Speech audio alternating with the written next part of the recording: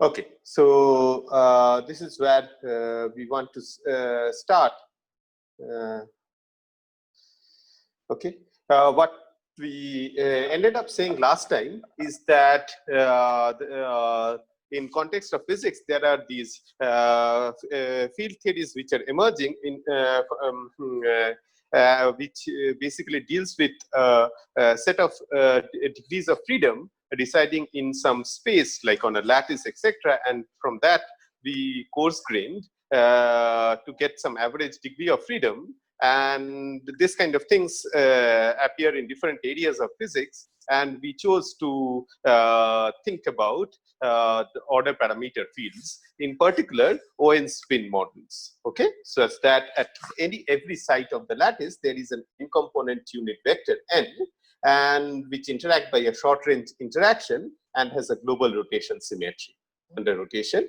So this is okay. So we will go through this class. We will the simplest, and I think that the most the model that you're most familiar with, the Ising model, has a C2 symmetry, which we will not venture into first, because it has some discontinuities. Remember that see that this group is a discrete group as compared to this and this group. So we will first try to understand these kind of continuous groups, and then we will come to discrete groups. That I think would be much easier depending upon what we have covered.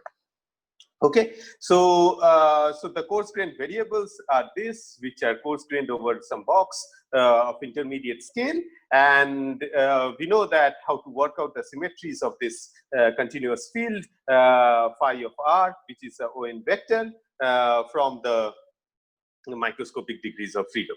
Okay, and we then realize that we actually have two manifolds. One is this manifold R to the power D, a Euclidean manifold with open boundary conditions. Let's just treat things with open boundary conditions, and for the moment, because we won't, I mean, for systems where we need to consider the torus, we won't go there. Okay, so then this manifold is a base manifold, or the domain manifold, in which the system resides. Okay, so this is the coarse-grained version of the lattice. Okay, on the other hand, there is this order parameter manifold, which is a coarse-grained version of the degrees of freedom, in which the order parameter field lives. Okay, and this we call the order parameter, the field manifold, in our case the order parameter field manifold, or the range manifold. Okay, and we would like to classify paths in these two manifolds and try to understand how these classifications are sort of connected with each other and what are their physical significances. For the order parameter field, the physical significances would turn into statements about phases and phase transitions, and that's what we want to understand. Okay, so all the things that we had covered in the last three classes are now going to come to fall together in context of this order parameter fields and phases and phase transitions. Okay, so let's we already understand this base manifold, or this RD, quite well from our experience with the Harnav-Bohm phase, but let's try to understand this order parameter manifold a bit more carefully. Okay, and let's start asking about what is the space in which the order parameter lives. Okay, so we know that the order parameter is a quantity which quantifies the amount of symmetry breaking. Okay, and so it is intimately connected with the symmetric group. So let's start with trying to understand how this connection can be built up systematically. Okay, so as usual, we'll stay away from Ising model for briefly, and then return to it. So typically, the global symmetries of the kind of models that we are thinking about are comes in two categories. One is a space type of symmetry, which involves, say, lattice translation, lattice rotation, reflections of the lattice, etc., etc. And then there are internal symmetries which have nothing to do with the lattice, but an internal space, the n component space at each side in which you rotate things, and that's ON rotations. Okay, and it's so for non-relativistic systems, these two one can distinguish very well. But for relativistic systems, it becomes more difficult. But let's start thinking about simple things. Okay, good. So. Okay, so then we have these two classes of symmetries, and depending upon the interaction, we can choose to break one or the other class or a mixture of the two. Okay, so for example, a solid is a crystalline solid is an example where I break the space-like symmetries because I break translation. Okay, so I have a regular solid where I break translation. And okay, so that's an example where I break the space-like symmetry. On the other hand, in our case, the ferromagnet is an example where it is uniform throughout the lattice, and on the other hand, it breaks this internal symmetry ON. Okay, and example, antiferromagnet spirals are examples where you break both the internal symmetry as well as the space like symmetry. So it's a mixture of things. So I mean, depending upon your system, we can do one of these three things, and generally all kinds of things are seen in nature.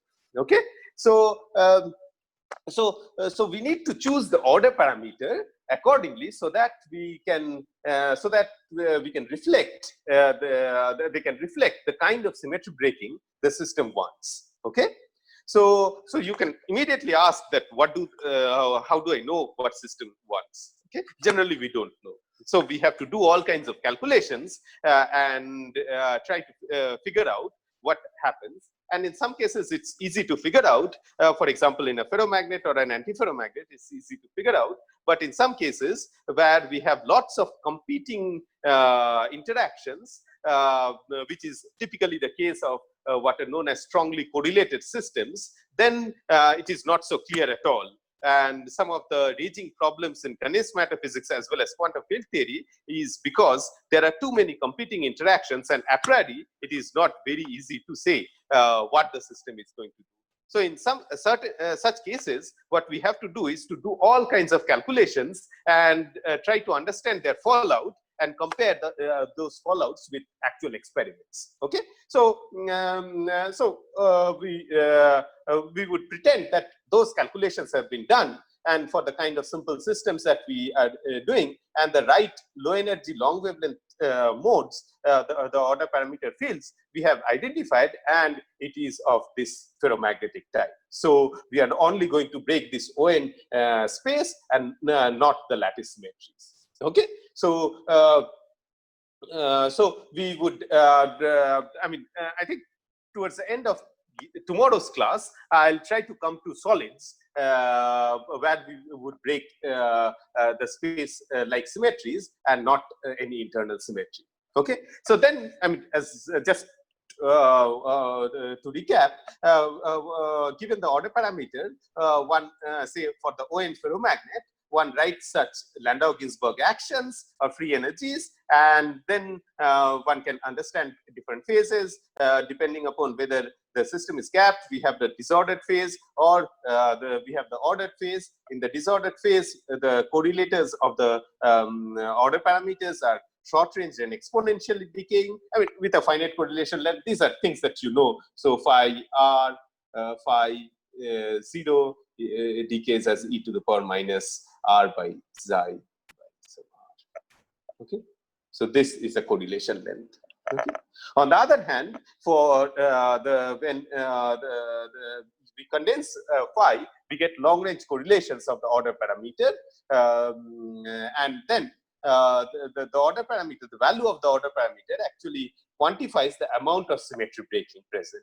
And if I have, in our case, it's a continuous group, so we would have gapless excitations, which are called spin wave modes, which are basically so if the ferromagnet orders in some direction, then all the fluctuations in all the perpendicular directions, there are n-1 of them in this case, there would be, those would be gapless modes. So the transverse fluctuations consist of spin wave modes, which are gapless. Okay, and so that's something that we all know. And what we want to find out is what is the manifold, given that this is a connection with the symmetry, what is the manifold in which the order parameter lives? Okay, so that's the question that we want to understand. Okay, so but before we go there, any pressing questions?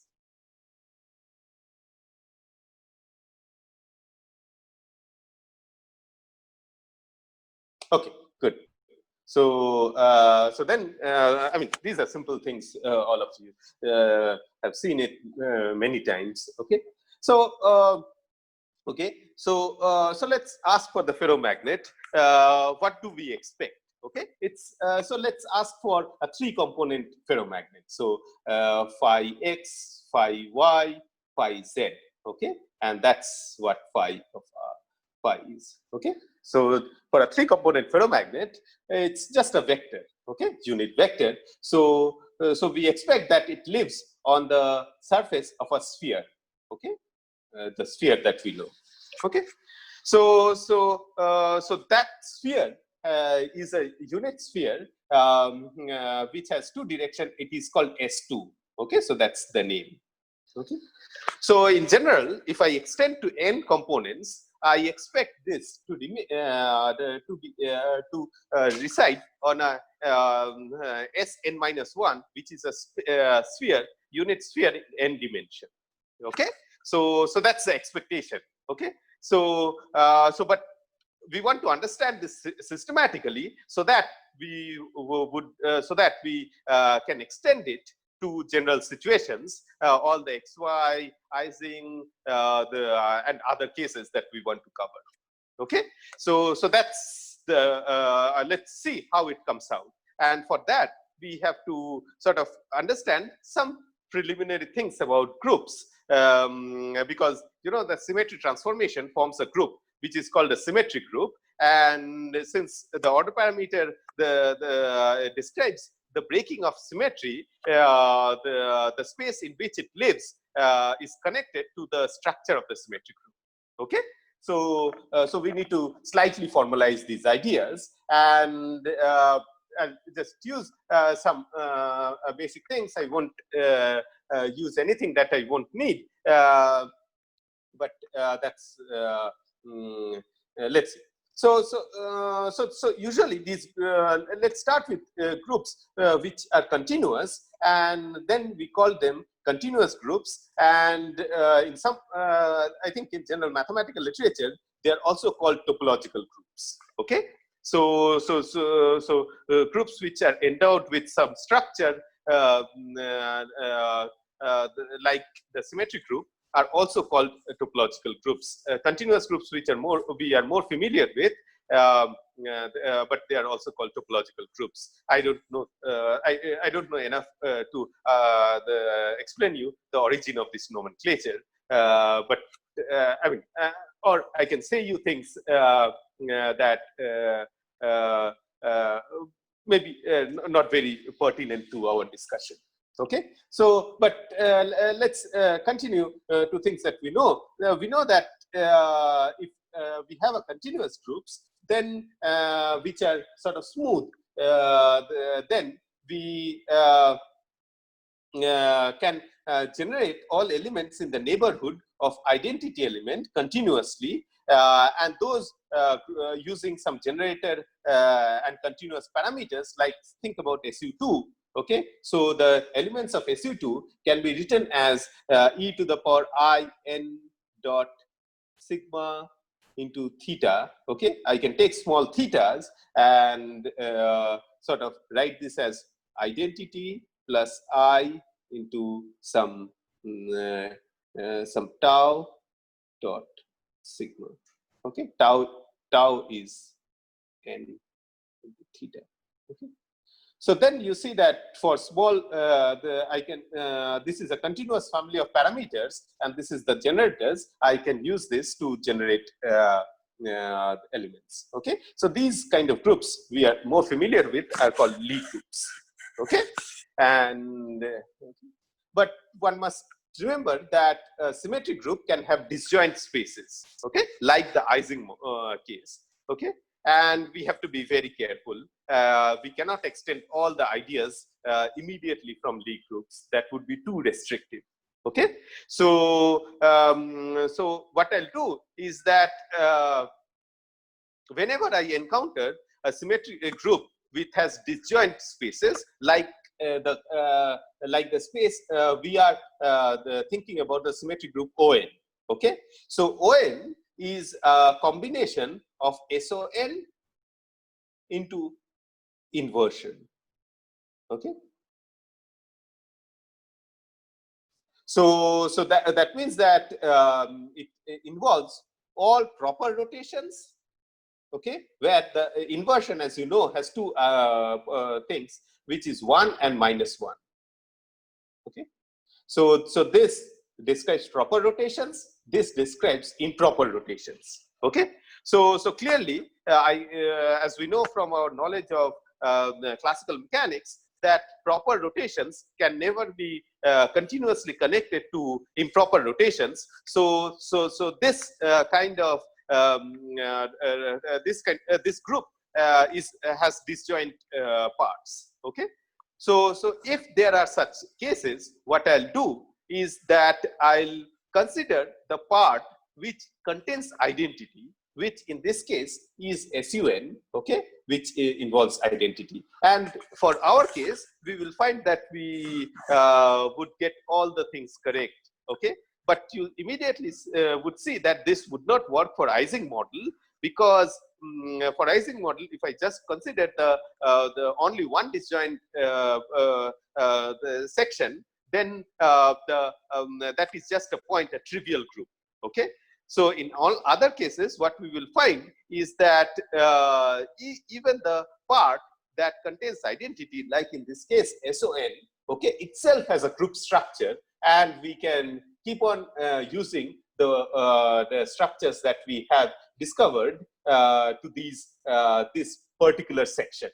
Okay, so okay, so that's a mathematical technicality which would simplify without going into all the Coset space, etc., in great detail. But none of the results would change if I start thinking about all the partitions of all the disjoint sections of the group, all the disjoint partitions of the group, and because each section in our case is endowed with a group structure.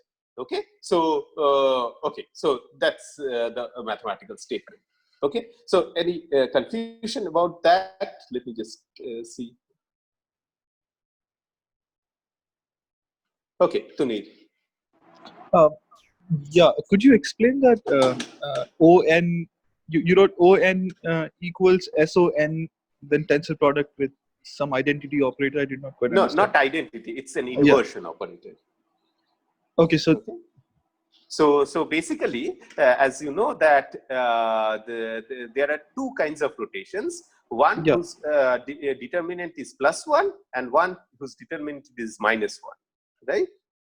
So so the first class is called a proper rotation, and the second class is called an improper rotation. Okay, so the ON contains both proper as well as improper rotations. Okay, and the sub part which only contains proper rotation is called the SON. Okay, which is the group that we use in classical mechanics for rigid rotations. Okay, and the proper rotations can never be continuously deformed to an improper rotation. Okay, so this is why the two sections are disjoint. Okay, so that's what I have written. On the other hand, inversion, space inversion in odd dimension, so you can see the space inversion is in, say, in 3 dimension. Let's see, is given by, say, -1, -1, -1. Okay. So that's the determinant being -1. One can think about being a part of the improper rotation. Okay, so I can take a composition of a proper rotation and this inversion and generate, at least in 3 dimension, all the elements of the improper rotations. Okay. Okay, so Yeah. so that's the nomenclature. Right. Also, one more thing. So it's a general confusion about the nomenclature here. So you're saying the base manifold is the manifold where the position of the position vector lives. So which is probably Yes. R3 for this theory. I did not Yes. quite understand what the order parameter manifold was. Is it the lattice? Or So the order degree of- parameter manifold is the space in which the order parameter lives. Okay, so we have this vector ON. Okay, and so we have this vector ON. Mhm. Okay. So let me just see. So ON is the symmetry group that the field has. Right? Just a moment. Yeah. So the symmetries are this, right? The internal symmetries are this. Let's focus on them. Okay, and then there is a vector that we have introduced. Okay, phi of r, which is a vector in ON space. Okay, so that's our order parameter. Okay, we want to understand what is the space in which the vector lives. Okay. Okay, I understand ON as a Lie group, which can be a symmetric group. What does it mean to say that a vector lives in ON space? Yeah, let's try to understand that. That's what we are trying to do. Okay. Yeah. More questions?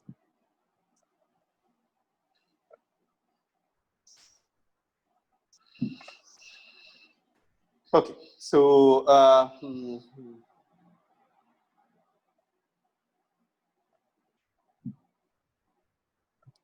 okay, so so let's start with the trying to understand this question that Sunil was also pointing out, that it lives in a space. Okay, just to go back and make sure that we understand this trivially, you see that for a ferromagnet, the order parameter lives. I made the statement that the order parameter, for example, a 3-component ferromagnet, the order parameter lives in an S2. That means that think about the vector, the 3-component vector phi given by this. Okay, so that's a unit vector, and it lives on the surface of the unit sphere into 3 dimensions. Okay, and each of these directions, say the direction along the north pole represents a ferromagnet whose magnetization is along the north pole. Okay, so if it is along this direction, that's the order parameter, then the magnetization of the order parameter, which is nothing but the magnetization of the ferromagnet, which is nothing but the direction of the order parameter, is given by is this direction. Okay, so that's and since the order parameter is there is a SO3 there is a O3 symmetry in this case, all these directions are equally likely. Okay, so I can get a ferromagnet in this direction with magnetization in this direction, all these directions are equally likely. Okay, that it's just that for a given kind of ferromagnet, because of spontaneous symmetry breaking, it chooses one out of all these symmetry equivalent possibilities. Okay, so then all these possibilities describe the space in which the order parameter lives. Okay, and the fact that it transforms as a vector under O3 determines this space, which is what we are now trying to find out. Okay, so that's so let's now try to do this more carefully. Subhro, one yes. One just a small comment. I mean, so this strictly speaking, I mean the coarse-grained field phi is not a unit vector, right? Because yes, I mean it's a soft kind of thing. Okay, so it is so as Abhishek pointed out that I started out this again I thought that I would come to towards the end. The coarse graining gives both amplitude and transverse fluctuation to this order parameter field, and even though the n lives on a unit sphere, phi may not. Okay, so as long as I can place it on an annulus of some thickness, okay, then all the things would be valid. So in a case of thermal or quantum fluctuations, this sphere would gain some annulus, but as long as it remains an annulus, topologically I am still considering an S2 sphere. Okay, but the point is that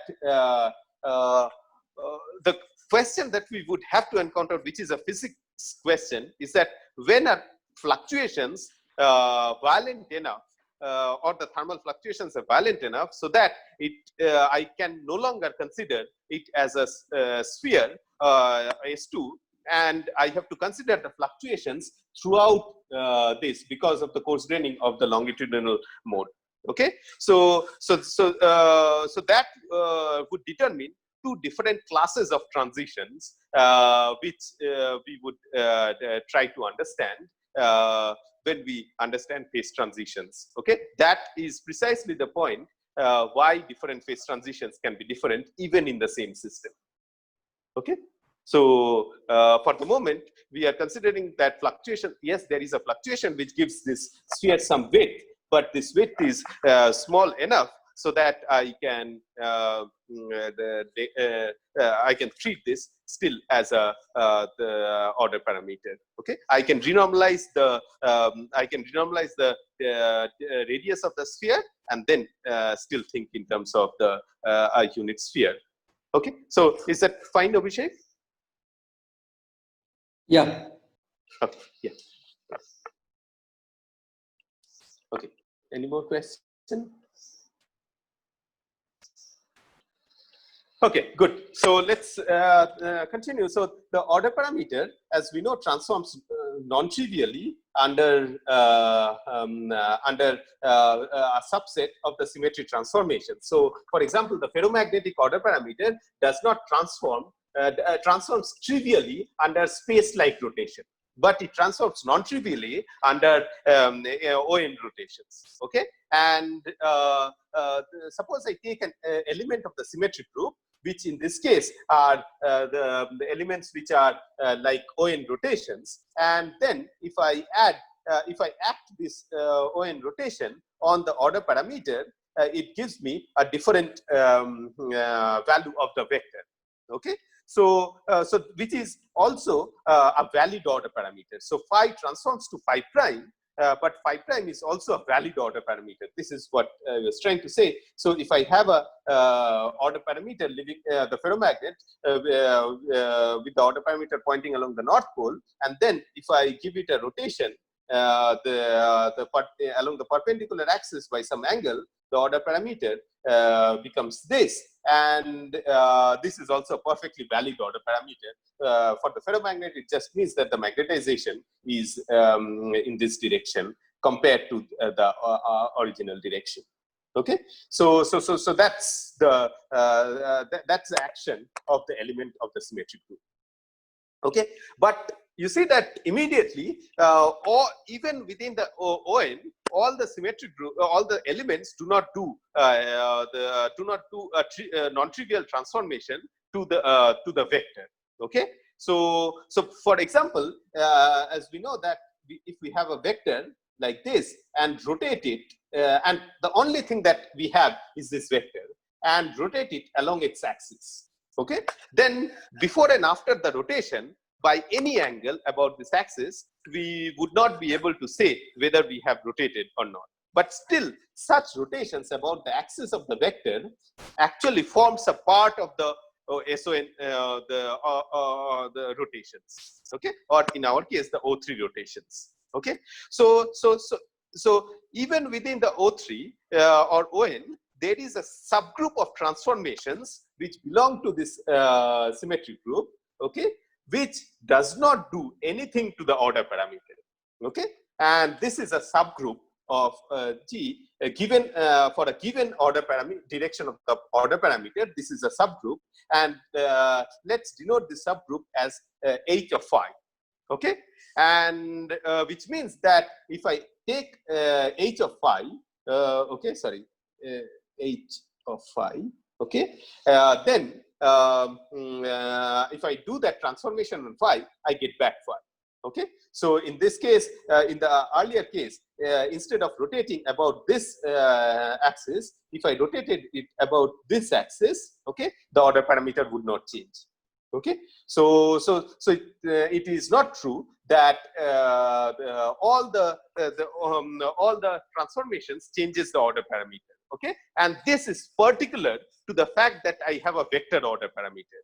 Okay, as we would soon encounter, suppose my order parameter itself was a triad. Okay, so was composed of two vectors like this. Okay, suppose I had an order parameter like this, then any rotations about any axis, okay, about any arbitrary axis would change the order parameter. Okay, and there the h of phi would be just identity, unless h of phi would only contain identity. Okay, so so what happens is that given the nature of the order parameter, in this case a vector, okay, one has to account for the fact that there might be a subset of transformations which do not change the order parameter.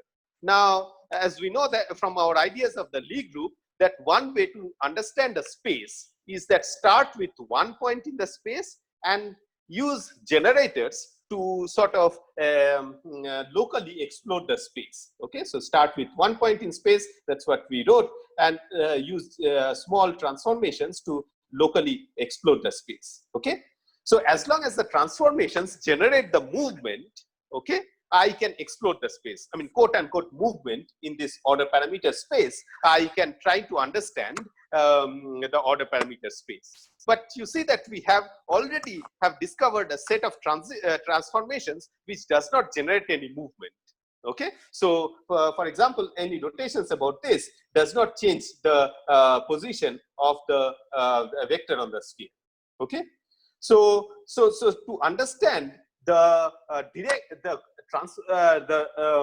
space in which the order parameter live, we have to try and focus on transformations which sort of only transformations which generate movement within this order parameter space. So we somehow have to factor out these transformations which do not generate any movement of the order parameter, and once we have done, we have thrown away or sort of factored out all those parameters, all those transformations which do not generate a movement.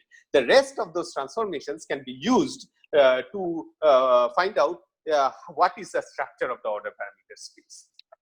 Okay, so that's the strategy, and that's nothing particular to the kind of things that we are doing. It's a general mathematical strategy, and hence it has a name.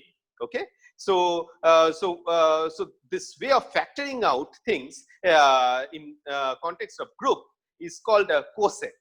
Okay, so it is roughly that you take any element of the group G belonging to G, okay, and then try to ask what is the amount of does G contain any part which does not generate any transformation. Okay, and then sort of factor out those parts. Okay, so what is an example? So you know that rotations can be composed. So so suppose I have an order parameter like this. I mean, it doesn't have to be an order parameter. Think about a vector in this direction. So what I want to do is to rotate it first along this direction. So let's say R1, and then I rotate it about this direction, which is R2. Okay, so the net rotation is R2 into R1. Okay, so first R1 into R2. Okay, but for our case, we know that R2 does not do anything.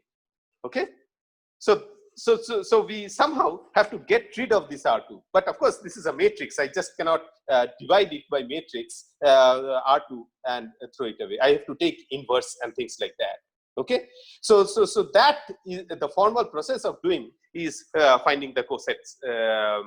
Okay, so R2 belongs to this, whereas R belongs to any group. So this formal process of taking inversion, etc., matrix inversion of the kind that we know, in our case, in abstract group notation is what is called a coset. Okay, so formally we call this a coset of G. So the statement is that the order parameter really lives in the coset space of H of phi in G. Okay, so let's try to understand what exactly it means and whether it matches with our intuition. Okay, so this is the minimal mathematics that we would need to try and sort of make sense of various things. Okay, good. So so let's try to see examples, and the first example is this the two component spins, which are called XY spins. Okay, remember we not going to venture into Ising as of now. Okay, so the order parameter is a two component spin. Okay, I can use a Cartesian component, or I can compose them like this: the polar component, and which is like this. Again, it has a small annulus, but we are going to throw this off. Okay, so we expect that this kind of functions actually live on a circle. Okay, a circle or S1. Okay, but does that come out of this calculation? Okay, so let's try to understand this. Okay, so the symmetric group in this case for the two component n equal to 2 is O2, and we are only, as we decided, we are only going to think about the piece connected with identity, which is the SO2, and so the symmetric group that we are going to consider is an SO2 group. Okay, so that's the statement. Okay, and then we ask that suppose I have a SO2 transformation. So SO2 transformations are generated by, as you know, something like e to the power I Lz, okay, into theta, where Lz is a angular momentum which basically generates L equal to 1 angular momentum, which generates rotation in, say, the XY plane. Okay, so that's the way to think about it. And now I have a vector in the plane. That's what this is. Okay, so if I ask, is there any SO2 rotation, okay, about this axis, okay, by any angle, which would leave the vector invariant? Okay, the answer is no.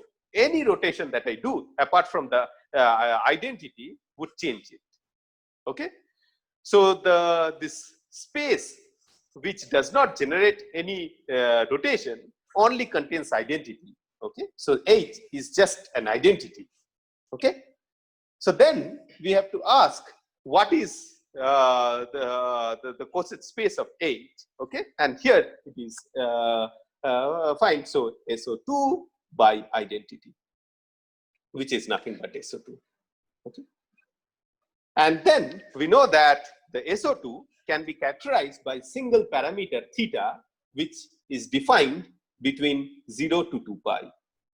Okay, so that's why the space is nothing but a circle. Okay, so this is what we expected, and we see that this is what this prescription is giving us, and we can study the mathematics behind it, but this is a physics intuition why this mathematical structure becomes important for us, useful for us. Okay, good. So this being the first non-trivial example, let's take questions here. Okay, we can go ahead and. So there is a question that how is small h of h underscore phi different from identity? Just wait for the next, as you may have seen, just wait for the next example, the 3-component vector, and you would see how h of phi differs from identity. Okay, yeah. So more questions.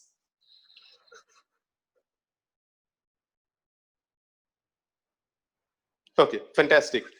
So just make sure, since we have sort of built up on things, and I am more towards I'm past the 50% of the course, so I am trying to introduce things which are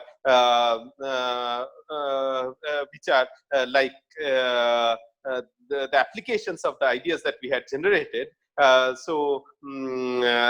slightly more subtle than the first set of things. So if you are lost, please ask questions. Okay, you don't have to wait till the end. Okay, okay, yeah, Tunil. Yeah, so it's a similar concept in mathematics. They're called stabilizers and little groups. Is this the same thing or is Okay. something different? I don't know. Okay. Okay, more questions.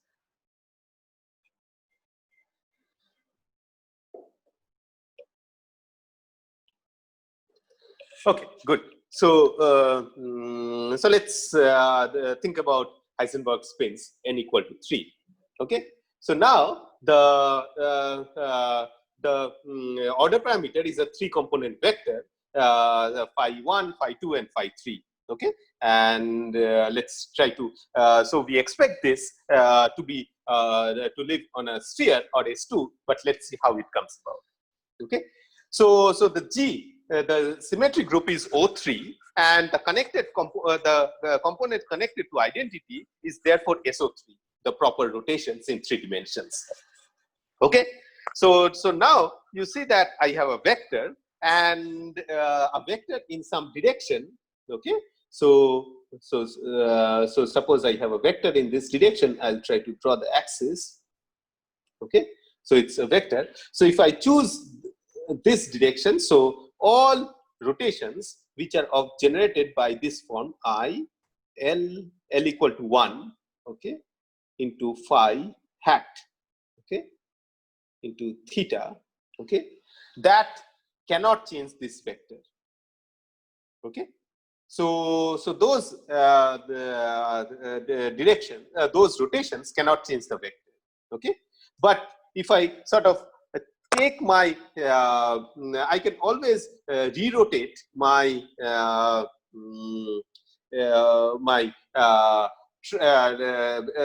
triad to make the direction of the vector coincide with the z-axis. Okay, so I can always do that. Okay, but now you see that this set of rotations, which does not change the vector, is just the kind that we were thinking about here, and that is nothing but an SO2. Okay, so this should answer your question, Arpun. Is that yes, H for small things in this case can be generated from identity, but it is not necessarily identity. Okay, it is another connected group. Okay, so it is a non-trivial connected continuous group. Okay. So thus, what we have to do is basically take an order parameter space, okay, and which is SO3, and quotient out SO2.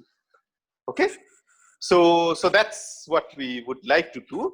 Okay, and there is a way to see that this is a sphere. Okay, so think about how do you think about rotations of SO3. Okay, so for SO3 rotations, okay, these are nothing but your Euler angles. Remember what we learned in classical mechanics. So I rotate about something like I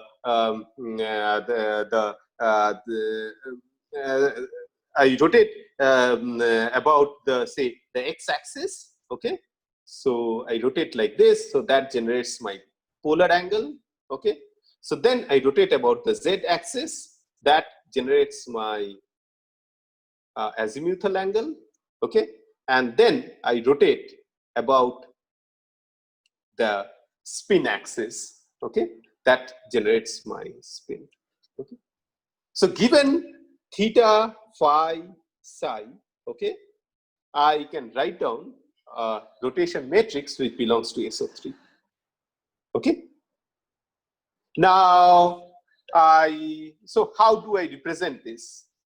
Okay, so how do I think about this? So one way to think about this is take the first two, which is the this is the latitude and this is the longitude on the sphere. Okay, and then this is the spin angle. Okay, so I can think about a solid sphere. Okay, a solid sphere. Okay, and I can think about a solid sphere with radius pi. Okay, so the direction that it is making on the surface is given by this theta and phi. So we know that any surface on the sphere can be given by two angles, theta and phi, the azimuthal, the polar and the azimuthal angle. Okay, and then with this extra thing that we have, the direction. Okay, so the direction, we can the length of the direction specifies the value of the spin angle. Okay. So that's the parameterization of an SO3, which would also be important for this next example. But that's the parameterization of SO3. Okay. So now notice that if I take a vector, I rotate by pi, and you rotate it by minus pi. Okay. So rotating by minus pi is really rotating by this axis by pi. So that's this direction. Okay.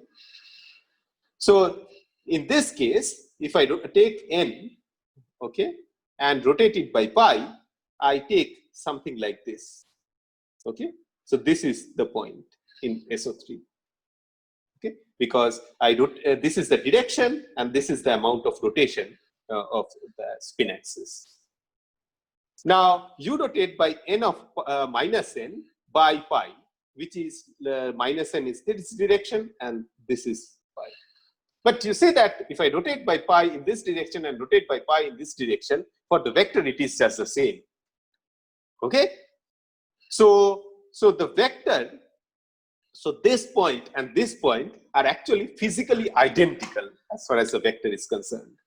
Okay, so SO3 is actually given by this parameterization of a sphere with a radius pi, but with antipodal points identified. Okay, so that's the space of SO3. Okay, so that's this part. Now let's come to this part. Okay, so that we realized is just this angle. Okay, so we need to think about any rotation by this, by this, by this. All these things, okay, are not visible as far as the vector is concerned. It doesn't care about any rotation like this. Okay. So that's being factored out. So roughly this direction is being thrown away. Okay, this radial direction is being thrown away, and this is why what is once we do that, what is left is an S2. Okay, so that's the sphere. Okay. Good. So this is why the naive expectation that the ferromagnetic order parameter lives on a sphere.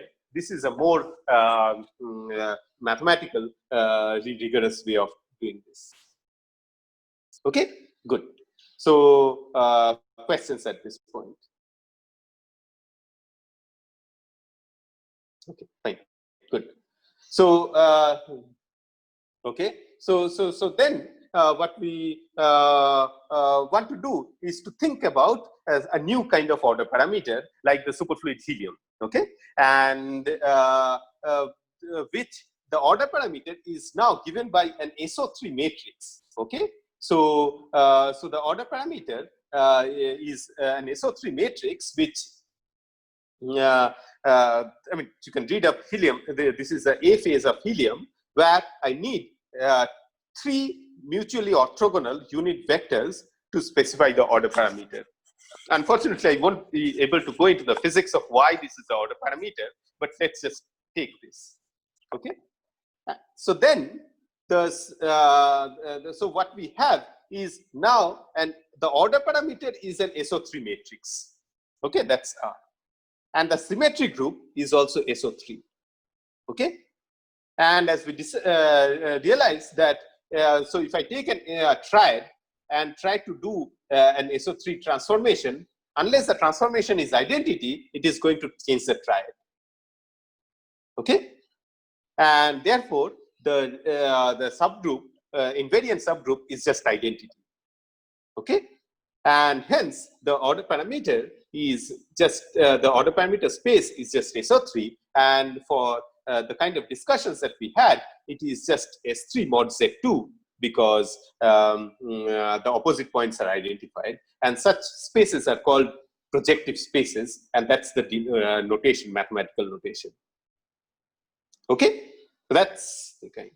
Let's take one more example to finish off, that of uniaxial nematic crystal. Okay, so the uniaxial nematic crystal, the order parameter, so the is made out the nematic crystal is made out of these spindle-shaped molecules for which the two directions are equivalent. Okay, so the order parameter we can take is a vector, but not really a vector of the kind that we were dealing with.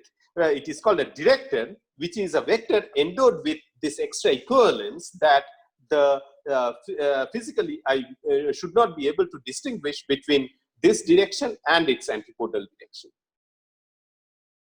Okay, so that's the nematic. Okay, again the symmetric group is SO3. Okay, now what is H?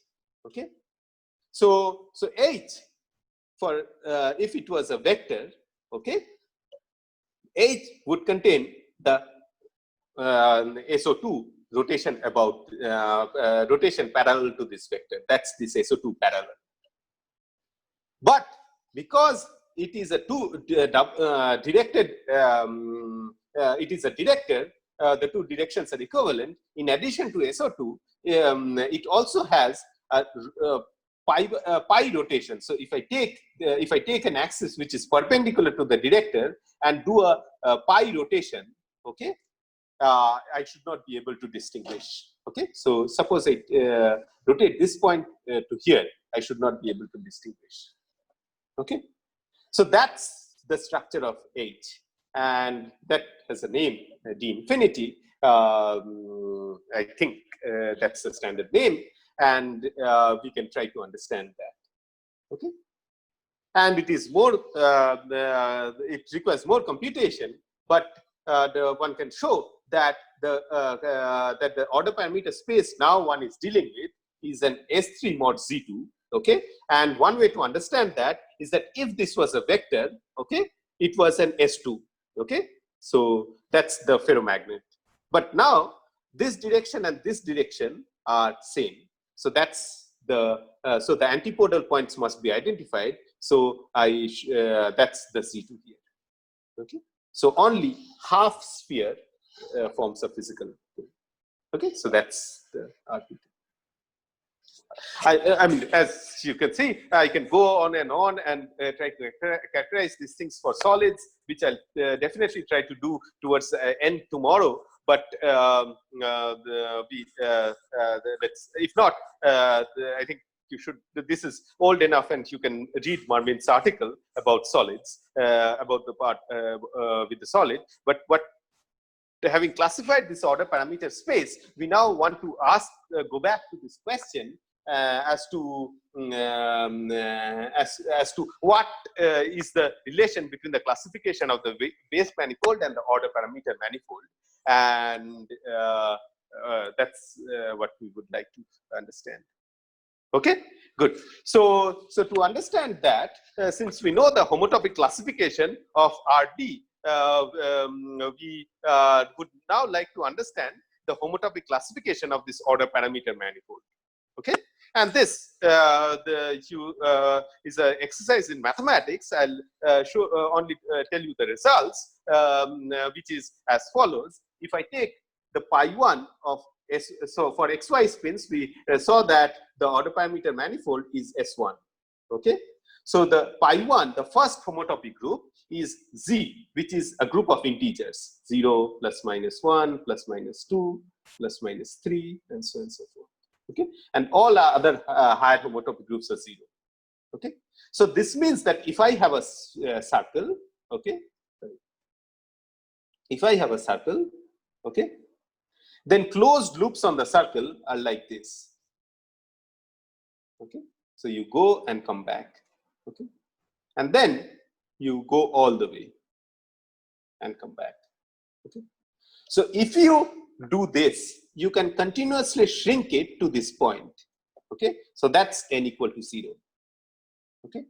If you go around once, okay, unless you cut your loop and rejoin it, now you see why we did this Arnav-Bohm type of things. So as long as I want to stay on the circle, which is the order parameter manifold in this case, okay, I cannot shrink it to a point. Okay, so that's n equal to 1. Okay, if I go do it in the opposite direction, I would have n equal to -1. If I can do it 2 times and come back, okay, so that would be n equal to 2, and that's this group. Okay. For Heisenberg spins, which is n equal to 3, we saw that the order parameter manifold is S2. Okay. So for that, we find that pi 1 of S2 that's is 0. Okay. The way to understand this is that if I am living on a sphere, okay, and I think about closed loops, okay, like this, I can always shrink those closed loops to a point, okay, staying on the sphere. Okay, so that's the statement. But this says that the pi 2 of S2 is Z, which is again the same thing. Okay, that means that if I have a surface, okay, so that's a generalized that's a two-dimensional generalization of this statement, that if I have a sphere, okay, and I cover it once, without making a puncture on that cover, okay, like a balloon or something, okay, I cannot reduce it to a point. Okay, so you see that this is what all the things we sort of think to be correct, which is what we are getting. Okay, and we can go on and on for SO3 order parameter. Sorry, this is Z2. Okay, so pi 1 of S3 is Z2 because we saw that there are the antipodal points are identified. Okay, so there are 2 kinds of closed loops. One is something like this. This is on the S3, and the other is this. This is also a closed loop because I've rotated the triad, okay, by 2 pi. So it has come back to itself. So then that's the Z2. And one can go on and on with this, okay, and then same for uniaxial lemmatic. I'll come to this in a moment. Similarly, this pi 1 is Z2. Okay.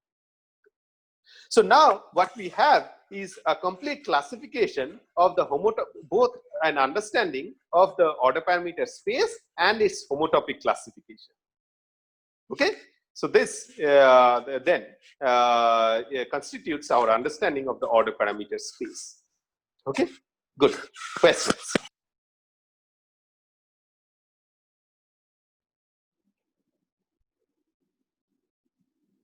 Yeah, this time. Why we are doing this homotopy classification with G by H? If we do that with the whole group, then it should be same. Or we are doing no, it's not going to be same, right? So we have already seen 2 cases. One, so think about these 2 cases. Case 2, sorry, case 2 and case 3. Okay.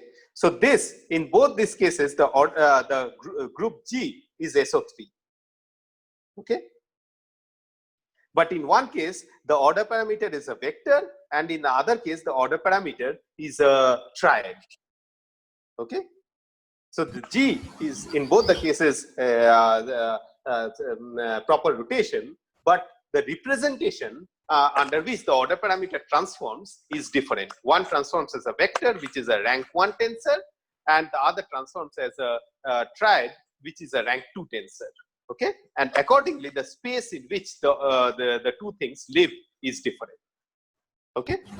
Okay, but my concern is this H of phi, it denotes whether this type of rotation or transformation doesn't change the order parameter. Yeah, yeah. I cannot understand because it doesn't change the order parameter. So Yeah. why it affects in the homotopy? Sorry, say that again.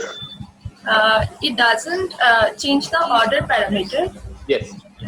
Why it affects the homotopy classification? I cannot. That's because it affects the space in which the order parameter lives. Okay, so this is the statement that we were trying to make, is that there are elements in G under which the order parameter transforms non-trivially, and then there are elements in G where the order parameter does not transform at all, okay, or transforms trivially. Okay, so now the ones that so how do we generate a space? Okay, so one way to think about generating a space is take one point in the space and and try to move out of that point using small transformations that are allowed. Okay. Okay. So now if I think about transformations in H of phi, they do not generate any motion in this space. Okay, the order parameter just stays put. Okay. Okay, so then those does not contribute to the space in which the order parameter lives in. Okay, I cannot use those transformations to generate this space. Okay. So this is why the order parameter, to understand the order parameter space, I have to quotient out or factor out this set of transformations. Okay, and this is the formal way of doing it. Okay.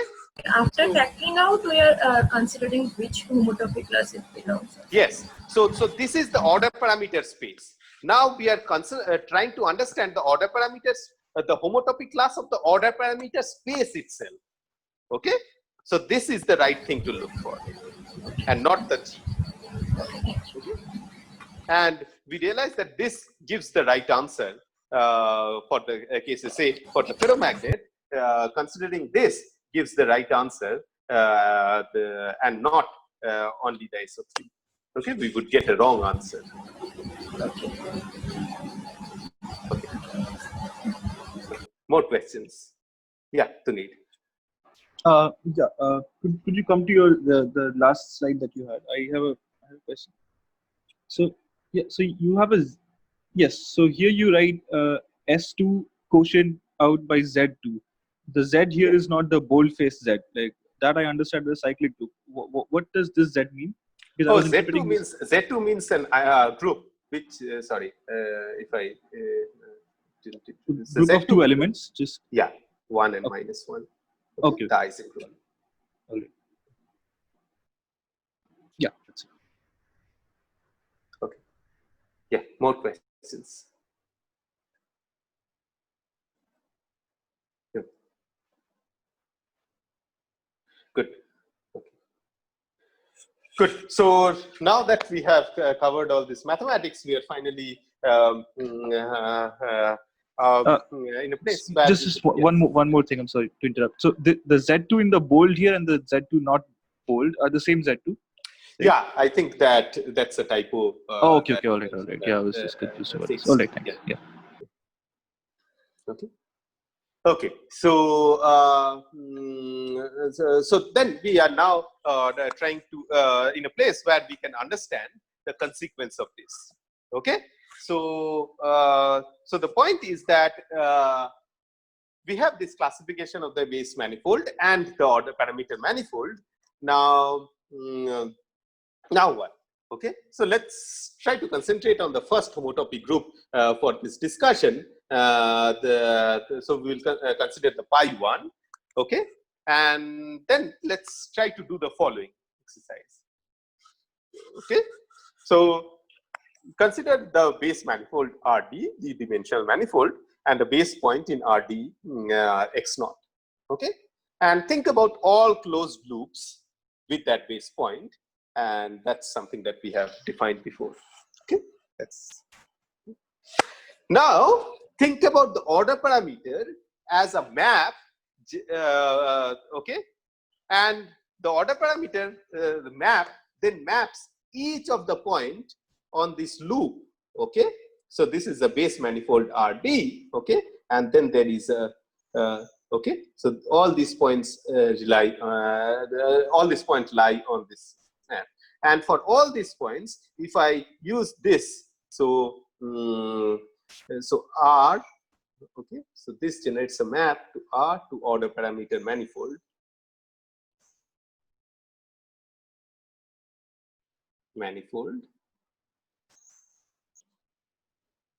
Using this map, okay. So that's that's a statement that we have used the concept of a map. So this is a function which sort of okay. And so what we generate is the image of this loop in the order parameter space, okay.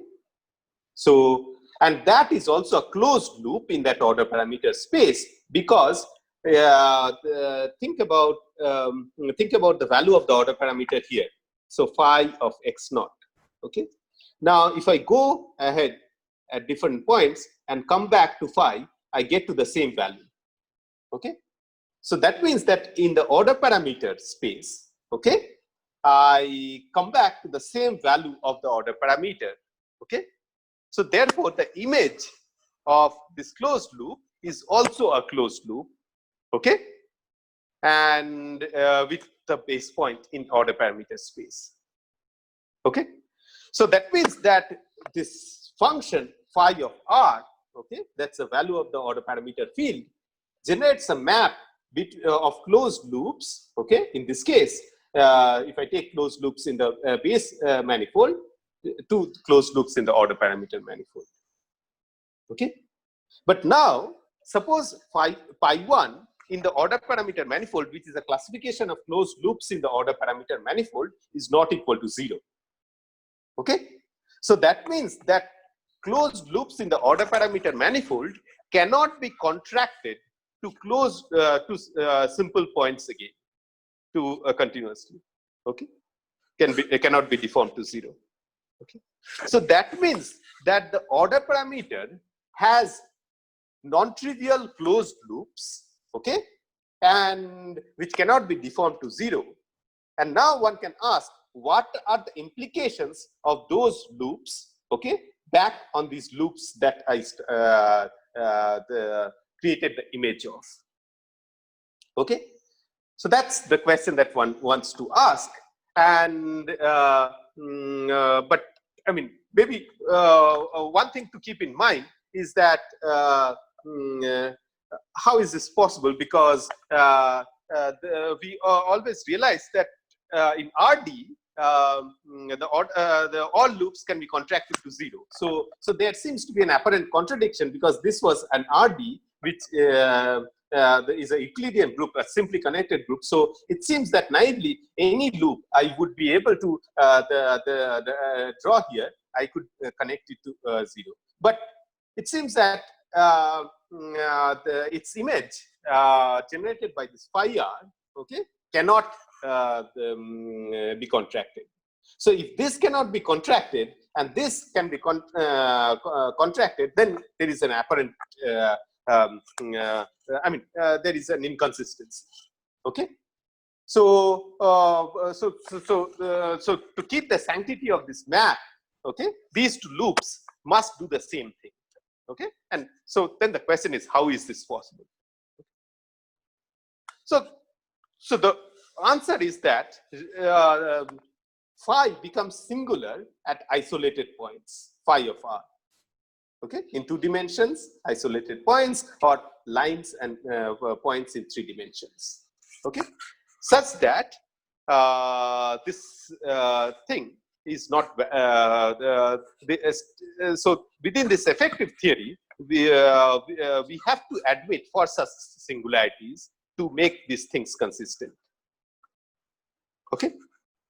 And then one can ask, how can phi of r be singular?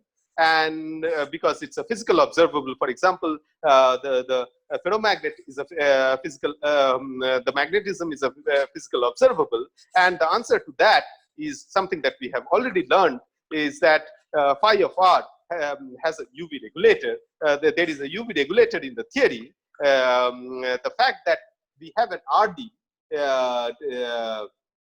if I look very closely, I'll discover that it is really there is a plaquette in the lattice, and which admits holes, and so it's really not RD. It is actually a multiply connected region, which is why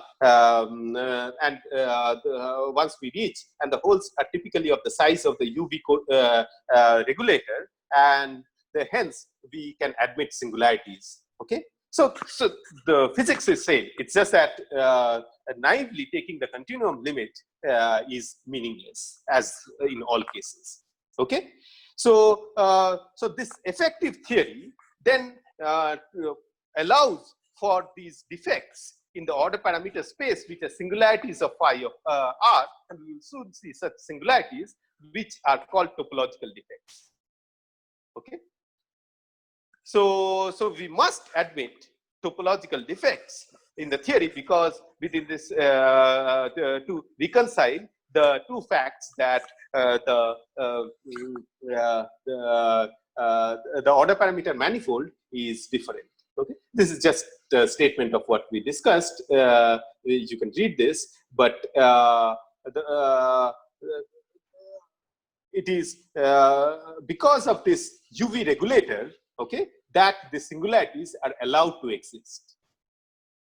Okay, so then we are almost there, and we would like to understand that what are the meaning of the singularities, and what are the singularities in different cases. Okay, so what are these defects? Okay, so in let's try to understand the one case, and then we can go on with this list. Okay, so this is the case of this XY model, which has point defects of the kind that we of the first homotopy group. So remember, this lives on S1. So pi 1 of S1, okay, is Z, okay, which is 0.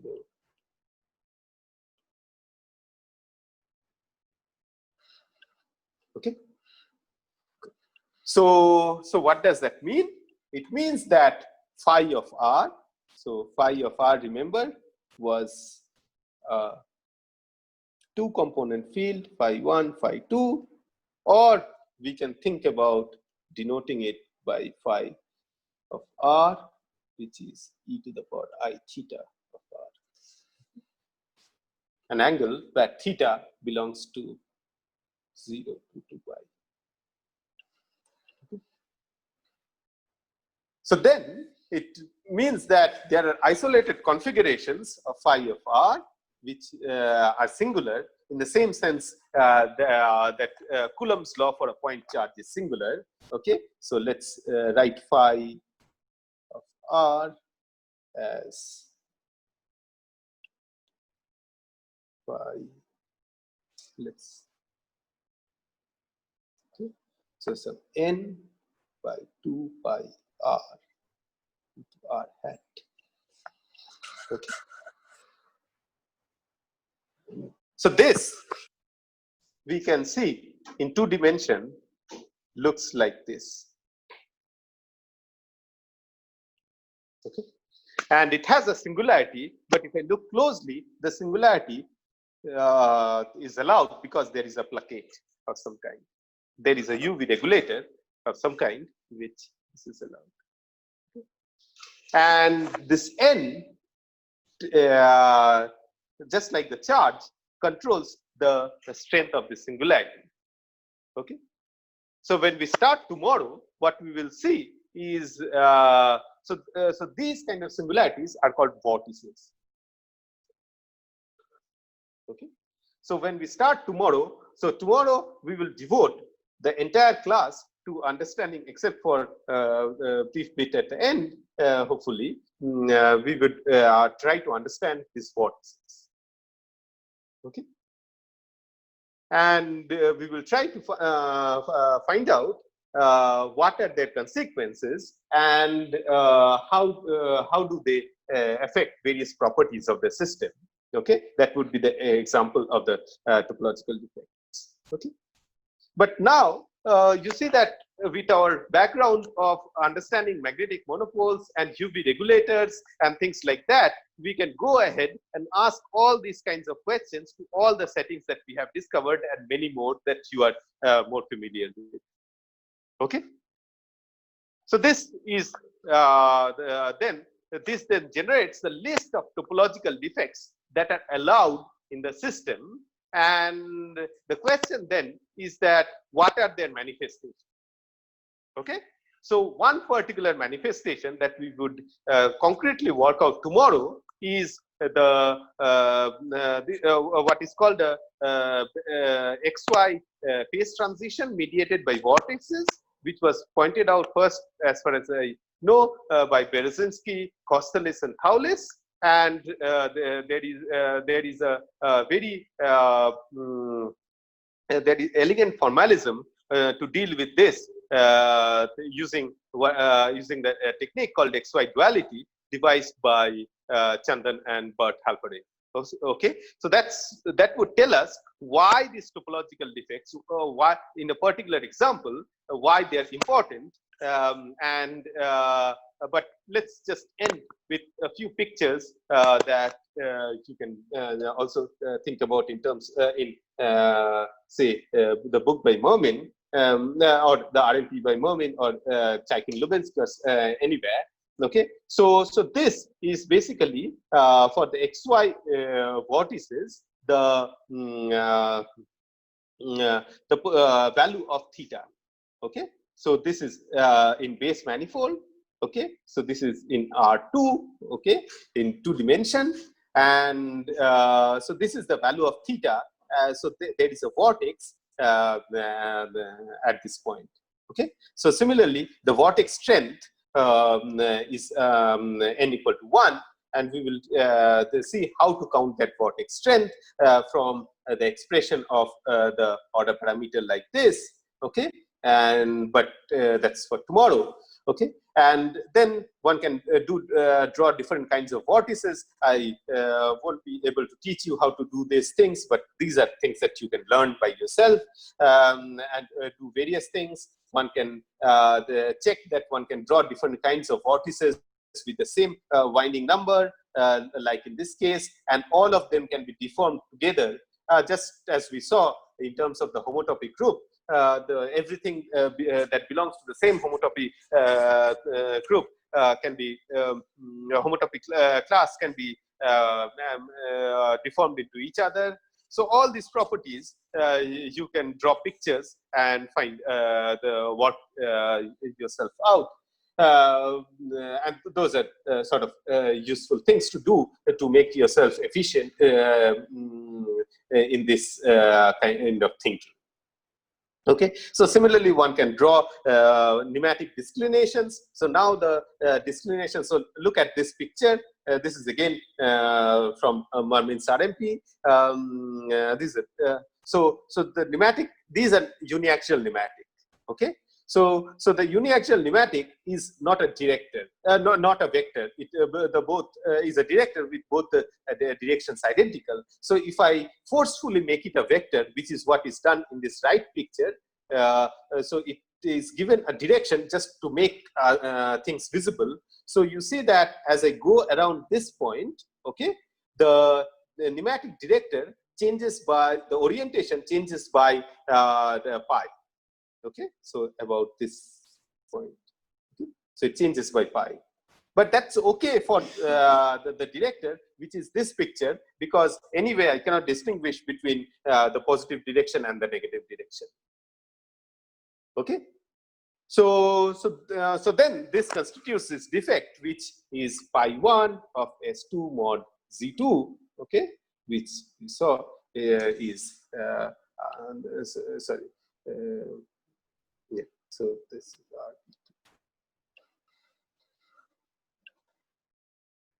sorry. Let's see. So, okay. So these are the kind of topological defects that are now allowed by the order parameter field itself because of this within this effective theory, and we would now need to understand what do they do. Okay, and we will end there. So then we can extend all these ideas to different directions that we have briefly mentioned in our various lists. Okay, good. So with that, I'll end and yeah. So and take questions.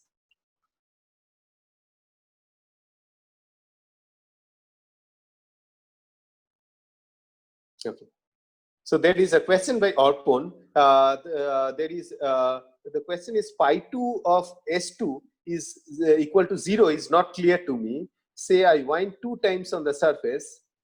I don't think that I said pi2 equal to let's see. Did I do that?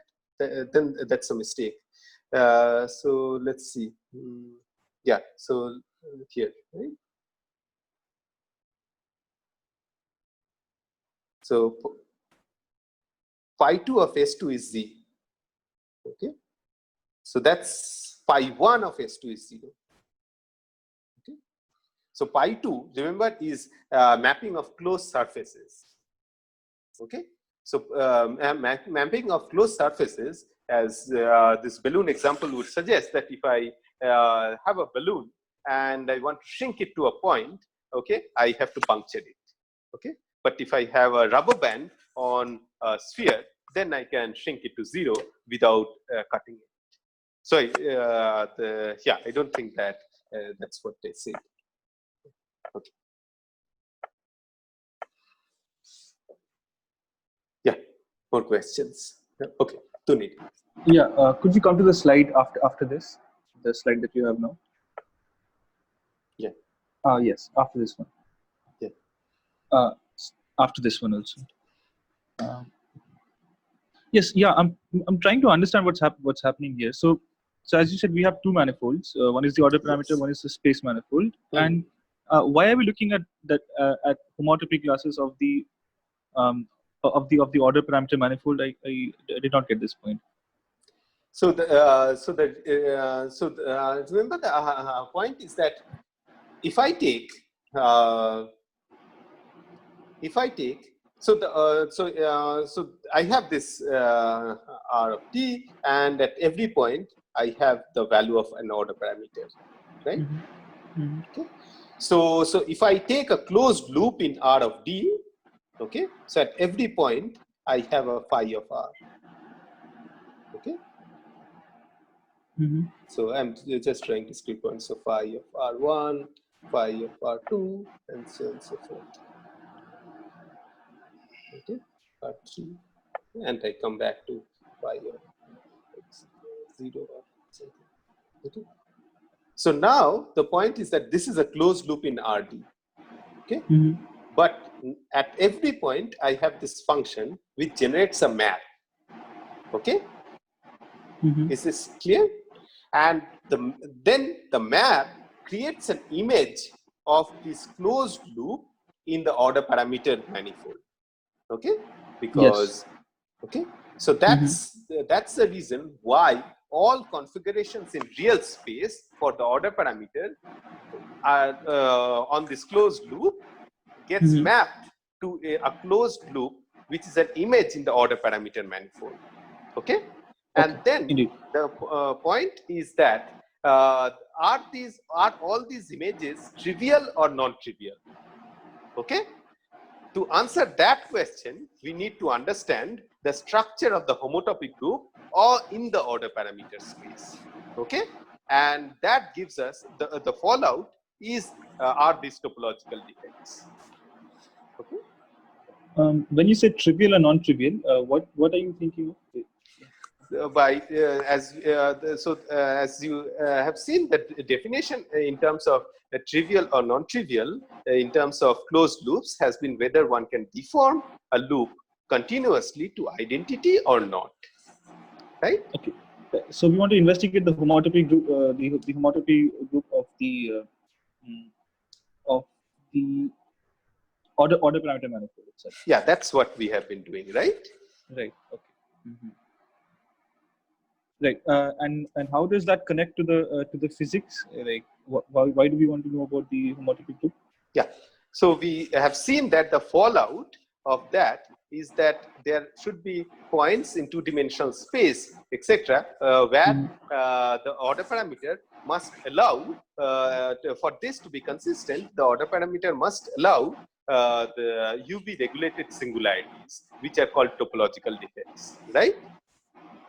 So, so that's the observation so far. Okay. So to ask the question, now we have to ask the question: what are the topological defects relevant for? Okay. So we already know the answer to this question in context of the electromagnetism that we discussed. We had a UV regulated singularity like a point charge, and that gave us the electric field, which is an observable. Okay.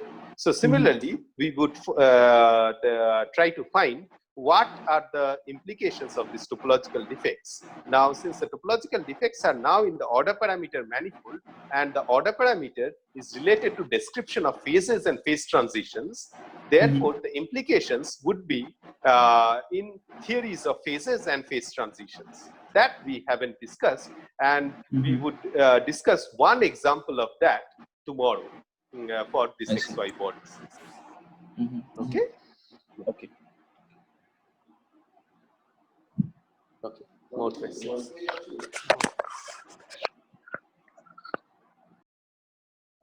More questions.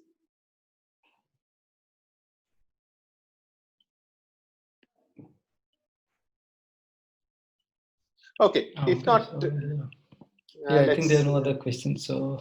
Okay, let's stop, and then we finished in time, almost. Right, yeah. Okay, so let's meet tomorrow for the last class, and the plan is to see the effect of these topological defects, and it would be great if you can, if you sort of go through these ideas that we have discussed today. I believe the lecture notes are online. So please go through, because we are going to use these ideas tomorrow. Okay. Yeah. Thanks. Okay. Thanks, Subhro. Okay. So see you everyone tomorrow at again the same time. Bye.